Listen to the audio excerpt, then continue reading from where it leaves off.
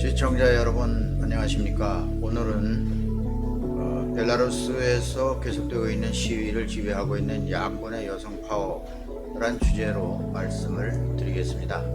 벨라루스의 대선 불복 주말 시위가 9주째 계속되는 가운데 최대 3만 명 이상이 가두 행진에 참여하고 또 경찰 연행자도 속출되고 있다는 소식입니다. 야권 지도자들은 루카센코 대통령이 25일까지 사퇴를 요구해 놓고 있습니다. 이미 25일은 지났습니다만 야권의 요구입니다. 루카센코 대통령은 여기에 대한 응답으로 야권 퇴진 요구를 일축하고 나는 정당하게 투표에 의해서 대통령이 됐으니 정당한 그런 대통령이다. 그러면서 대통령의 막강한 권한을 정부나 의회에 조금씩 나눠준다는 그런 내용으로 헌법 개정을 통해서 전국 혼란을 수습하려고 시도하고 있다는 이야기입니다. 대표자 티하노프스카야는 지난 13일 루카센코 대통령이 오늘 25일까지 자진 사퇴하고 폭력적 시위 진압을 중단하라, 모든 정치범의 석방을 이행하라, 이렇게 최후 통첩을 보냈었다고 합니다.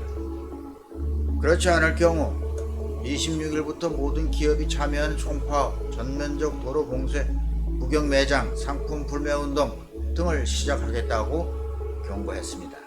아직 이런 소식은 들리지 않고 있습니다만 강경한 경고였습니다. 이제까지 벨라루스의 시위 특징은 평화적인 시위라는 점, 그리고 여성들이 주도하고 있다는데 세계를 놀라게 하고 있습니다. 어떻게 반정부 평화적 시위를 여성들이 주도하게 되었는지 궁금증을 불러일으키고 있습니다. 몇 가지 계기가 된 사건은 있습니다. 일단 경찰의 폭력 진압으로 많은 젊은 남성들이 구타당하고 피 흘리는 모습, 이런 것이 공개되면서 매체를 통해서 또는 직접 현장을 목격하고 있던 많은 여성들이 더 이상 우리도 참을 수 없다 쌓였던 분노가 폭발되어서 시위에 참가하게 되었다는 그런 계기가 있었다고 하는 것도 있을 수 있습니다. 반정부 시위는 훨씬 이전 2010년부터 계속되어 왔습니다. 하지만 여성 파워가 돋보이는 시위는 이번 대선 이후입니다. 9월 5일 벨라루스 수도 민스크 도심에서 여성들이 우리의 소년들을 돌려달라 무슨 팻말을 들고 시위를 벌린 사건이 있습니다. 앞서 마스크를 쓴 정부 요인들이 반정부 시위에 가담한 대학생 20여 명을 끌고 갔다고 합니다.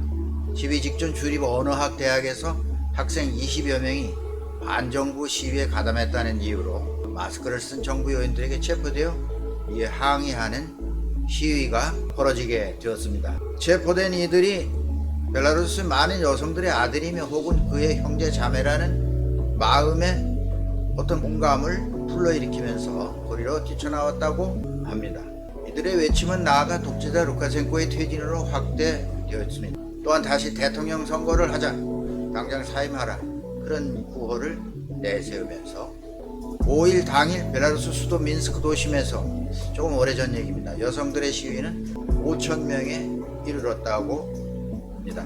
세상을 한번 바꿔보자, 그런 얘기죠. 무엇보다 이번 대선에 나섰던 여성 후보 스베틀라나 티하노프스카야의 적극적 지지와 그를 돕는 두 여성이 시위 전선에서 굽힘없는 저항에 감동해서 영감을 주었고, 이로써 폭력적 경찰 진압에도 불구하고 항의 시위의 힘과 용기를 더할 수 있었다고 하였습니다. 폭력 진압과 공포 정치에도 굴하지 않고 야권을 단합시켜 이어지는 반정부 시위에 앞장서서 독재를 타도해야 한다, 불같은 힘을 벨라루스 여성들에게 심어주게 되었던 거죠. 이미 벨라루스 반정부 시위의 여성 파워는 민주주의와 자유에 대한 새로운 인식이 싹트고 있었다고 할 수 있습니다. 지난날 소련 시대의 독재자 지배하에 저항하지 못했던, 안일했던, 잠자고 있었던 그들의 의식, 그런 시민 의식이 점차 깨어나고 있었다라는 의미로 해석될 수 있습니다. 시위대 규모가 점점 늘어나고 있는 것은 물론 노년층까지 반정부 시위에 나섰습니다. 할머니들은 손자를 지원한다 글이 적힌 포스터와 꽃을 손에 쥐고 거리를 행진했습니다. 벨라루스 시민은 역시 우크라이나의 친서방 민주화 운동을 지켜본 경험이 있습니다. 따라서 조국 벨라루스도 자유로운 나라로 만들고 싶다라는 그러한 간절한 마음이 싹트게 되었다고 판단할 수 있습니다. 9주째 이어진 시위에 정부 탄압이 거세지고 주요 야권 인사들이 해외로 망명하거나 체포되었으며 삼엄한 경비 속에 사전 통보 없이 루카셴코는 대통령 직위에 기습적으로 취임하면서 반정부 저항은 소강 상태로 가는가 했지만 어찌된 일인지 여성들의 함성은 더 크게 들리고 있다는 소식입니다. 연로한 연금수급 여성들까지 거리로 나와 시위에 합세하고 있습니다. 10월 12일 벨라루스 정부는 시위를 진압하기 위해서 전투용 무기 사용을 경찰에 허가했다는 보도도 있습니다. 정부 측 얘기로는 시위가 조직적이고 매우 과격하게 변했다고 하면서 특수 장비와 군대에서 사용하는 조명탄, 체류가스, 물대포, 방망이 등을 허용했다는 소식입니다. 10월 11일에는 700명 이상이 구금되었다는 보도입니다. 700명이면 엄청난 숫자죠.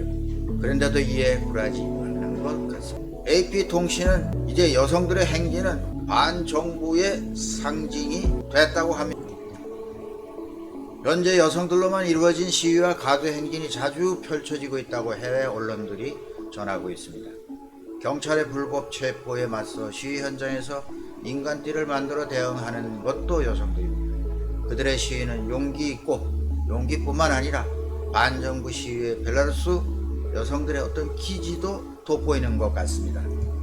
야권의 반정부 상징인 화이트, 레드, 화이트, 흰색, 빨간색, 흰색 이 국기는 반정부를 상징하는 국기인데 이것을 디자인한 우산을 쓴 우산 시위, 목걸이, 손목지 등 시위대를 상징하는 국기가 디자인이 되어 여성 표지물을 곳곳에서 찾아볼 수 있습니다. 뜨개질 시위, 시위대에게 케이크 주기, 꽃다발 주기, 여성들 특유의 기발한 발상으로 두려움 없이 그리고 평화적으로 반 루카셴코 정권을 규탄했습니다. 어디서나 시위대의 과격 행동은 찾아볼 수 없는 평화적 시위였습니다. 유럽 정책 연구센터는 연구원 카티아 그로드라고 하는 여성은 공권력의 위협에 아랑곳하지 않고 오히려 진압 경찰을 밀어내고 있다. 이렇게 이야기했습니다. 여성 파워는 대선 때부터 예견된 것이라는 분석도 있습니다. 야권에서 남편 대신 정치에 나선 여성 3인방이 진영의 중심이 되어 선거운동을 했기 때문이라는 것이죠. 3인방이 여성 파워의 기폭제의 핵심이 된 것입니다. 루카셴코 대통령은 선거 때 이들을 가리켜 불쌍한 새 소녀 이렇게 비아냥됐습니다. 세 사람은 선거 이후 독재자를 위협하는 여성 파워를 만들어내고 또 미국의 공영방송 NPR이 소개했습니다. 야권 인사들이 여성들의 행진을 요청했고 수천 명의 여성들이 호응했다고 보도했습니다. 10월 18일 현지 시간에 알려진 바에 의하면 AFP 통신에 따르면 노르웨이 기독민주당 소속 게리트 토스케달 이 노르웨이 기독민주당 소속의 의원입니다. 이미 스베틀라나 티아노프스카야, 마리아 콜레스니코바, 베로니카 체프칼 이 세 여성을 노벨위원회에 노벨 평화상 수상 후보로 추천했다고 밝혔습니다. 토스케탈 의원은 공정한 선거를 위해 애쓰고 정통성 없는 체제에 맞서는 평화적인 저항을 불러일으켰다. 충분히 노벨 평화상을 수상할 수 있는 자격이 있다. 추천 사유를 밝혔습니다. 그는 벨라루스 야권 정치인들의 용기가 매우 훌륭하다며 당국의 폭력 수위가 높아짐에도 평화 시위를 조직하고 있다고 말했습니다. 벨라루스의 많은 여성들이 조국을 위하여 용기를 내고 있는 것으로 생각되지만 시위를 통해 알려진 유명 여성들 가운데 몇 사람은 이미 여러 매체를 통해서 유명 인사가 되었습니다. 여기서 야권 여성 3인방 앞에 이야기한 이 세 여성에 대해서 간단히 설명해 보겠습니다. 잘 알려진 티아노프스카야는 정치와 거리가 먼 영어 교사였습니다. 야권 블로그를 운영하던 남편 세리게이 티아노프스카야가 체포되자 대신 대선 후보로 투신했습니다. 지난 대선에서 10%의 지지율에 그쳤으나 부정선거 아닌 곳의 득표율을 따지면 반대 결과였다. 이런 주장이 힘을 얻고 있습니다. 그는 NPR 북부 독일 방송입니다. 인터뷰에서 이미 많은 여성과 국민이 독재 정권의 부당함에 눈을 떴다. 이제 우리는 반정부 시위대가 아니라 국민 대다수다. 라면서 루카셴코 정권은 절대 예전처럼 돌아갈 수 없다. 5월 19일 시위에서는 우리의 시위는 여성의 얼굴을 하고 있다. 이렇게 말했습니다. 이와 같이 반정부 시위의 상징이 되었습니다. 정부의 납치, 추방, 감금, 고문이 있지만 여성들의 함성은 더 커지고 있습니다.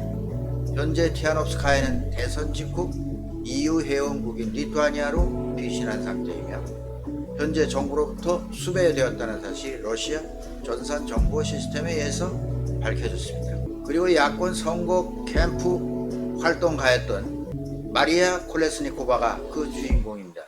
또 한 명의 주인공이. 그는 출마하려다가 투옥된 은행가의 선거 캠프 운영자였습니다. 그녀는 지난 9월 7일 수도 민스크에서 괴한에게 납치돼 우크라이나로 강제 출국될 위기도 겪었습니다. 지난 회에도 설명한 점이 있습니다만 BBC 등에 따르면 그녀는 우크라이나 국경에서 여권을 찢었다고 합니다. 그리고 창밖으로 던져서 위기를 모면했다고 합니다.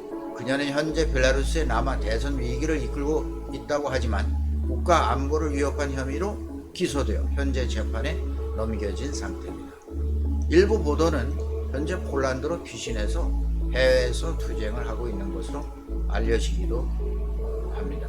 그런 국민들이 알고 있기로는 대선에서 개표 과정 조작이 있었다며 만일 부정이 없었다면 대선 투표일 2위를 기록한 티하노프스카야가 실제로 승리를 거뒀을 것이다 라고 주장을 했습니다. 그녀는 NPR과의 인터뷰에서 평범한 가정주부였던 내가 독재자의 정면으로 맞서자 많은 여성이 영감을 얻었다 이렇게 말하면서 벨라루스의 여성들은 부엌에서 나와서 남성들과 함께 때로는 남성들보다 앞서서 정치적 목소리를 높일 수 있다는 것을 깨달았다. 이렇게 설명을 했습니다. 세 번째로 베르니카 첵칼로. 이 여성은 티하노프스카야를 도왔죠. 남편을 대신해서 정치에 뛰어든 여성입니다. 남편은 주미 대사를 역임한 바 있는데 유력 대선 후보의 아내로서 정치적 탄압을 못 이기고 러시아로 남편이 망명했습니다. 그러자 첵칼로는 티하노프스카야와 손을 잡고 야권운동 전면에 섰죠. 이 세 여성들이 루카셴코 대통령의 독재 제동을 걸었고 벨라루스 민주화의 상징이 되었습니다. 이미 알려진 스베틀라나 알렉시에프 노벨 문학상 수상자인 이 여성은 역시 시위의 지주가 되었습니다. 그녀는 현재 독일에 피신하고 있지만 앞장서서 반정부 시위를 이끌고 있습니다. 그는 야권 조직인 조정위원회 출신으로 구금되거나 추방되지 않은 몇몇 사람 중에 한 사람입니다. 신변 위협의 EU 외교관들이 그를 보호해 주었다는 소식이 전해지고 있습니다.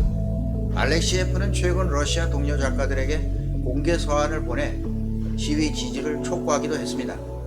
그런 서한에서 왜 침묵하고 있습니까? 우리는 여전히 당신들의 문제입니다 라며 연대를 촉구했다고 합니다. 그 이후 러시아의 양심 있는 문인들이 알렉시에프에 대해서 호응을 하고 했다고 전해지고 있습니다.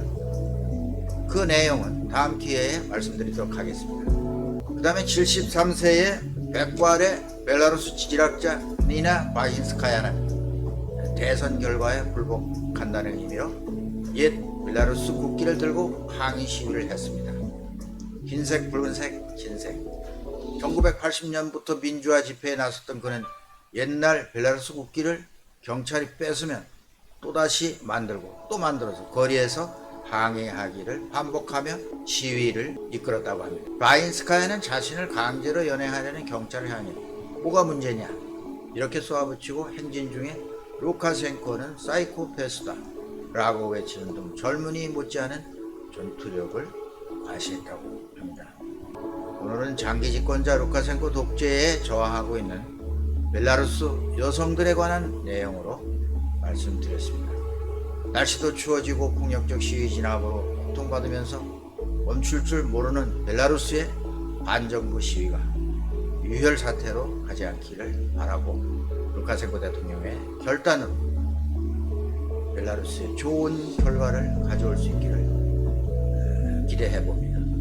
여러분 감사합니다. 오늘 여기까지 하겠습니다. 시청해 주셔서 감사합니다.